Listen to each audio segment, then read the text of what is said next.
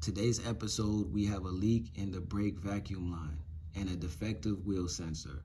We scanned it and got a 5D93 code for a bad front wheel sensor and a P0442 evap system leak. This P0442 is usually associated with a leak in the gas cap seal, but this was not the problem in my case.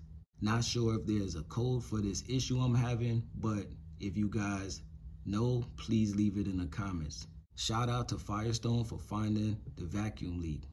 Symptoms of a vacuum leak in the brake line is as following. The vehicle will have reduced stopping power and take longer to come to a complete stop. This makes this repair urgent.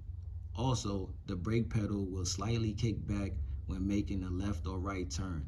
This is due to air being trapped in the brake line, which make it mandatory to bleed the brake line after repair. I thought this would be an easy job, as I would remove the damaged vacuum line and install the new hose by fishing it through the manifold. But to my surprise, the hose was separated at the head.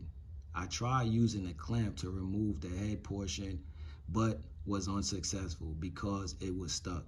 And to avoid possibly damaging other components, I had to remove the manifold slightly to give myself enough room to get my hands in there. Once the repair was complete, I changed the brake fluid and bleed the brakes. I also changed the wheel sensor. The codes cleared on its own after driving the car for a few seconds. I believe I damaged the brake line when replacing the starter, so double check the brake line when you complete that job. Thanks for watching.